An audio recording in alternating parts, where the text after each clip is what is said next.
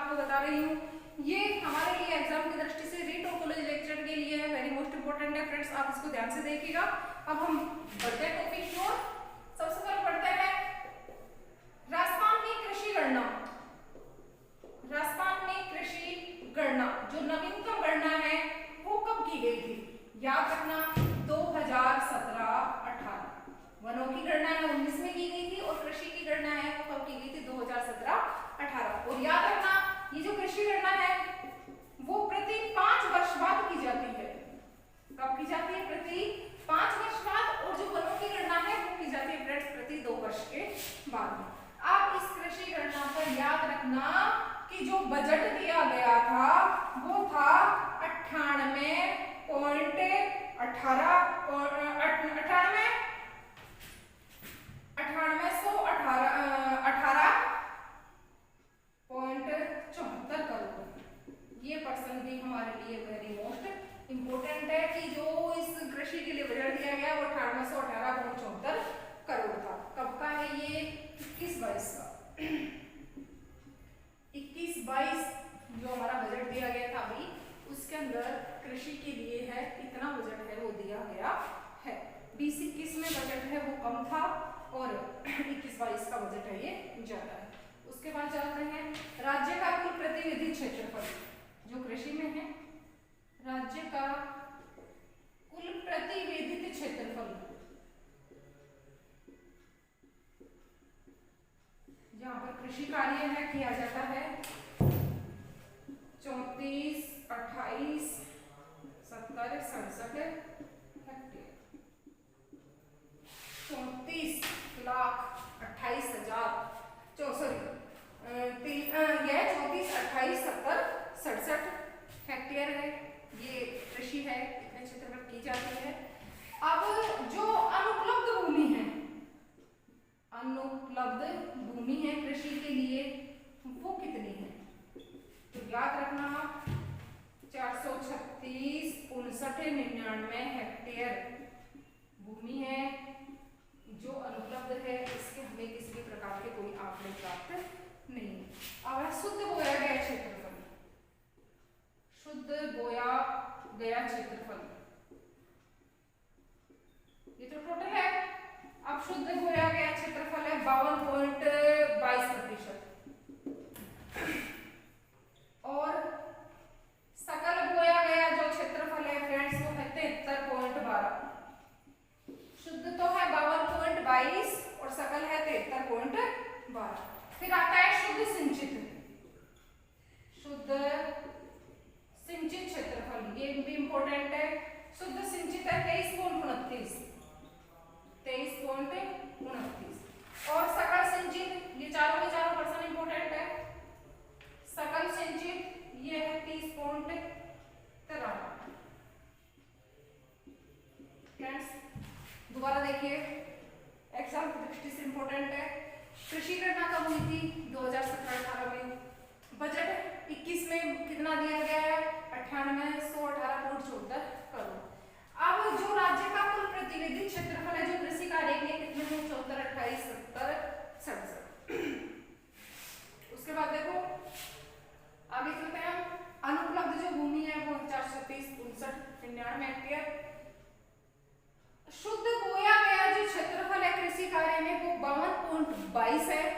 सकल जो है वो 73.12 है, यानी सकल ज्यादा है और शुद्ध कम है। शुद्ध सिंचित जो क्षेत्रफल है वो 23.29 है, यहाँ पर भी कम था और यहाँ पर भी कम है। और जो सकल है वो है 30.93।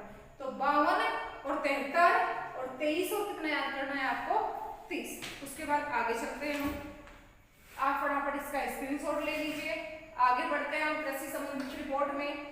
स्क्रीनशॉट लेते रहिएगा आप, या बीच बीच में रोक करके या किसी भी तरह से आपको इस टॉपिक को कंप्लीट करना है, क्योंकि रीड और जो हमारा कॉलेज लेक्चरर वाला पेपर है वहां इनमें से कई क्वेश्चन है जो उठाए जाएंगे, क्योंकि स्पेशल करंट जीके डाल रखा है।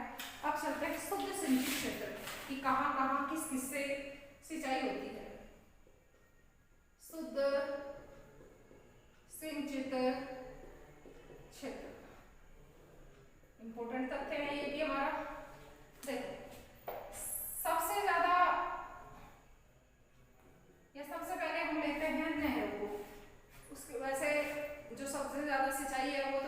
नल वो ट्यूबवेल से होती है, लेकिन सबसे पहले हमने एक बार ले लिया नहर। नहरों से जो सिंचाई होगी वो 24.13 और कहाँ पर होगी? गंगानगर। नहरों से जो सिंचाई होती है टोटल सिंचित क्षेत्रफल में 24.13% और सर्वाधिक कहाँ पर? गंगानगर। 2 नंबर पे लिखे हैं फ्रेंड्स हम तालाब। क्या लिया? तालाब 0.85 कहाँ? भीलवाड़ा। समझ रहे हो प्रश्न को आप कि सर्वाधिक सिंचाई तालाब से कहां पर होती है? भीलवाड़ा में। कितनी होती है? 0.85। 3 नंबर पे लेते हैं हम ट्यूबवेल, जिसको हम नलकूप बोल सकते हैं। 47.64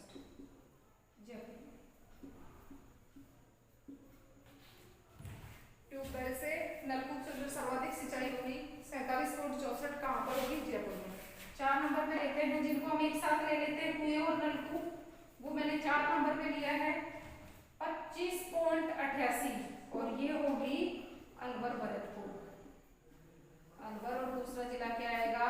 भरतपुर। समझ में आ गया होगा आपको। कुएं और नलकूप से सर्वाधिक सिंचाई हो रही है, आपके सामने है। कुओं से तो 25.88, नलकूप से हो रही है 47.64। उसके बाद अगला स्थान आता है नहर का 24.13 कहाँ? गंगानगर। तालाब का 0.85 कहाँ? भीलवाड़ा। कुओं से पूछे अलवर भरतपुर कर देना और नलकूप से पूछे तो कहां पर करेंगे हम? जयपुर में। अन्य जो क्षेत्र हैं, अन्य जो स्रोत हैं उनमें हमारे 1.50% आता है, जो एग्जाम की दृष्टि से इंपोर्टेंट नहीं है। अब हम बात करते हैं सर्वाधिक पैदावार कहाँ होगी, कहाँ होती है खाद्यान्न की? सर्वाधिक खाद्यान्न उत्पादन। तो मैंने यहाँ किसी एक खाद्यान्न का नाम नहीं लिखा है, मैंने यहाँ सर्वाधिक खाद्यान्न का लिख दिया है। तो याद रखना अलवर, गंगानगर और तीसरा आएगा हनुमानगढ़। समझ गए होंगे। खाद्यान्नों का सर्वाधिक उत्पादन कहाँ पर होता है? अलवर, गंगानगर और हनुमानगढ़। फिर चलते हैं हम न्यूनतम, और ये भी पूरे खाद्यान्न का है, स्पेशल एक खाद्यान्न की बात नहीं है। सिरोही, जैसलमेर और डूंगरपुर। सिरोही, जैसलमेर और तीसरा क्या है? डूंगरपुर। समझ गए होंगे। कुल खाद्यान्न की बात है ये। सबसे ज्यादा अलवर, गंगानगर और हनुमानगढ़, न्यूनतम में सिरोही, जैसलमेर और डूंगरपुर। ये कुल खाद्यान्न की बात है, किसी एक खाद्यान्न की फ्रेंड्स बात नहीं है। आप फटाफट इसका स्क्रीनशॉट ले लो ताकि हम आगे और चले। देखते हैं आगे कि कुल खाद्यान्न की बात की। नहर और ट्यूबवेल कुओं से जितनी जितनी सिंचाई होती थी ये भी हमने पढ़ लिया है। आगे हम इन खाद्यान्न में की भी हम बात करेंगे कि अनाज का कहाँ होगा, दाल का कहाँ होगा। देखो फ्रेंड्स, सर्वाधिक अनाज, सर्वाधिक अनाज वो खाद्यान्न की बात की, खाने वाली वस्तुएं। यहाँ अनाज की बात है। वो ही 3 जिले हमें याद करने हैं, अलवर, गंगानगर और तीसरा जिला जो गंगानगर के साथ लगता हुआ है हनुमानगढ़। खाद्यान्न में भी यही करने हैं और अनाज में भी यही करने हैं। और न्यूनतम में, न्यूनतम क्या? अनाज। 2 जिले तो वही आ जाएंगे, जैसलमेर, सिरोही और चूरू। जैसलमेर, सिरोही और चूरू। और खाद्यान्न में डूंगरपुर आ रहा था एक न्यूनतम में, लेकिन यहाँ पर हमें जैसलमेर, सिरोही और चूरू पढ़ना है। उधर हमारा सिरोही, जैसलमेर और हनुमानगढ़ था, यहाँ जैसलमेर, सिरोही और चूरू है। उसके बाद चलते हैं, अनाज की बात हो गई है, फिर दाल की बात करते हैं और वो ही सर्वाधिक और न्यूनतम। देखो, बीकानेर दाल का सर्वाधिक उत्पादन, उसके बाद नागौर और उसके बाद आएगा जोधपुर। समझ रहे होंगे फ्रेंड्स आप। दालों का सर्वाधिक उत्पादन बीकानेर, नागौर और जोधपुर। फिर दाल में आएगा न्यूनतम। एक एक चीज को लेते हुए कंफर्म करेंगे हम। धौलपुर, राजसमंद, सिरोही। धौलपुर, राजसमंद और सिरोही। समझ कि दालों का जो सर्वाधिक उत्पादन होता है वो बीकानेर में, एक एक जिला भी यदि आपको याद करना है तो दालों का जो न्यूनतम उत्पादन होता है वो होता है जोधपुर। फिर आते हैं तिलहन पर, किस पे आएंगे हम, तिलहन, वो ही सर्वाधिक और न्यूनतम, सर्वाधिक और इधर आ जाएगा न्यूनतम, इंपोर्टेंट है। अब तिलहन में सर्वाधिक पूछे तो बीकानेर, जोधपुर, बीकानेर, जोधपुर और भरतपुर, जहां पर दाल थी वहीं पर तिलहन है। और न्यूनतम में राजसमंद है, सेकंड स्थान था ऊपर, उदयपुर, सिरोही, राजसमंद, उदयपुर और सिरोही। ये किसमें है फ्रेंड्स, तिलहन में, तिल में, ये भी आपको अच्छी तरह से याद करना है। तो ये हमने कुल की बात की है कि अनाज का उत्पादन कहाँ होगा, दालों का उत्पादन कहाँ पर होगा, तिलहन का सर्वाधिक और न्यूनतम उत्पादन कहाँ होगा। अब फ्रेंड्स मैं आपको और कुछ इंपॉर्टेंट तथ्य है जो खरीफ फसलों के बारे में या अन्य फसलों के बारे में बताऊंगी, लेकिन वो हम अगले वीडियो में उसके बारे में पढ़ेंगे। तो फ्रेंड्स कमेंट करके आप मुझे जरूर बताइएगा कि आपको मेरा वीडियो कैसा लगा। Thank you very much.